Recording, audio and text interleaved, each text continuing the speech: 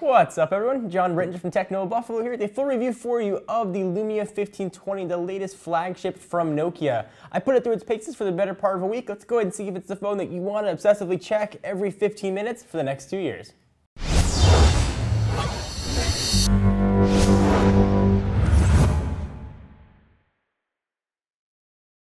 Let me begin this review the way I do all of our reviews, with a disclaimer. I use this as my daily driver for 7 days and then 2 additional days in conjunction with another phone.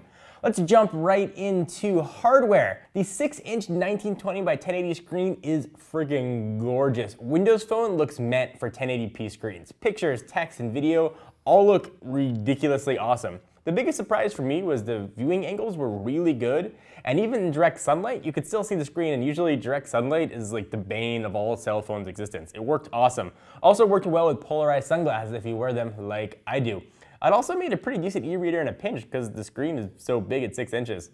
This is the first time that Windows Phone really got premier hardware, and in all honesty, it's not that different, which is probably a testament to Windows Phone, how well optimized it was before. Similar, I guess, to kind of an Apple model where they control the hardware and they certainly control the operating system. So things just worked pretty well. The big differences I noticed was it booted up quicker. That's with the Snapdragon 800 and 2 gigs of RAM, so it's got, pretty beastly specs here. Apps also opened faster. There was no lag at all. I didn't feel like I had to do any sort of memory management, but I never felt like I had to do that before anyway.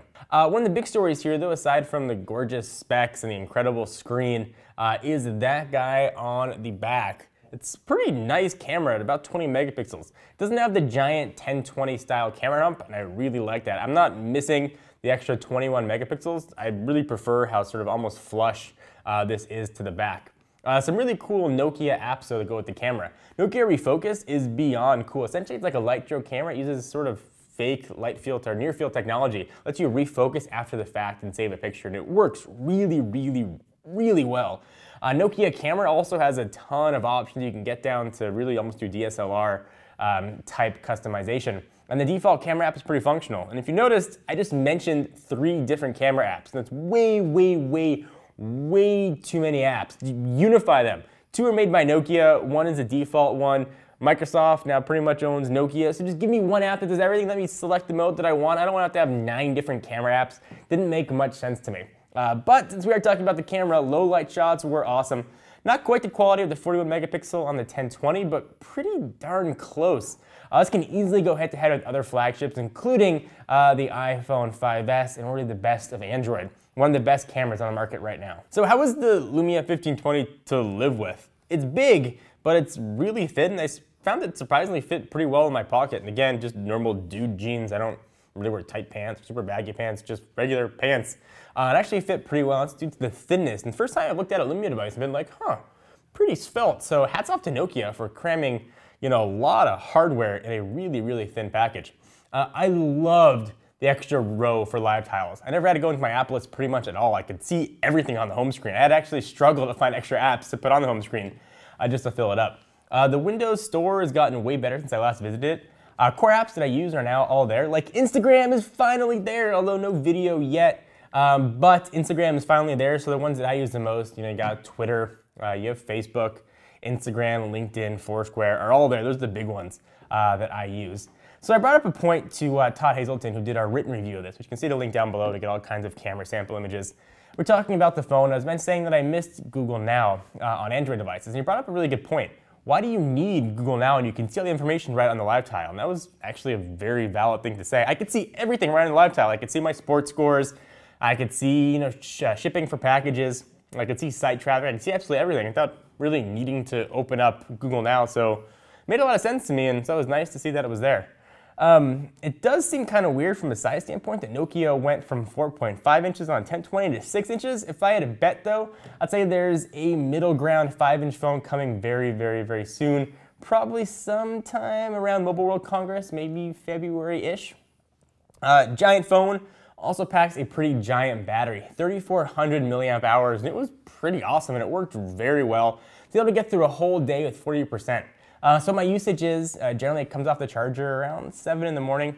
It's connected to Wi-Fi almost all the day, either at home or at the office. There's probably more social networking than I've cared to admit on here. Probably about an hour and a half, 2 hours of phone calls. Pulling in 2 email accounts every 15 minutes, which is the most frequent you can check if it's not an Exchange account. Screen brightness set to about 80%. I like a really bright screen. And then just some video watching and some light games. So that's my usage. As long as I get through a full day, I'm pretty happy. So if you just turn down the brightness, you could very easily stretch it out to probably 2 days.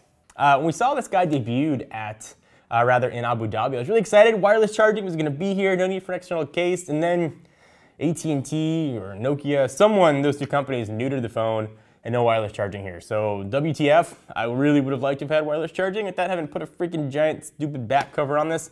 If the phone is announced with wireless charging, just give it to me with wireless charging. I did this in a rants video. I want it. Give it to me, please. I do really wish there was a digital assistant, something like Siri or Google Search, but supposedly that's coming. And they're calling it Cortana, which is kind of cool. No notification center is also kind of annoying, but supposedly that's also coming. Also, Microsoft and Nokia, whomever, please let me charge the phone when it's powered off. It's very cathartic for me to turn my phone off at night. I don't like to turn notifications off. Just let me turn my phone off and charge it. Why can't I do that? I do feel, and Todd agreed with me, that this phone was kind of designed for the next version of Windows Phone. And I'm really excited for what that's going to be, and hopefully we'll see that very soon. I could use this as my only phone and be pretty happy. So if you're very app-centric, you definitely want to check to make sure the apps you use are going to be here. If you do want a great phone with a great camera, beautiful screen, this is a really good choice. You owe it to yourself to look at Windows Phone. Cross-shop with iOS and Android, you'll find that it's starting to stack up pretty well. This phone gets a very solid 8.5 and a high recommendation from me. Hope you guys enjoyed. Thank you for watching the Lumia 1520 review. Please give it a thumbs up. It's definitely appreciate it. Until next time, I am John Wrench from Techno Buffalo. I'll see you in the next one. Bye-bye.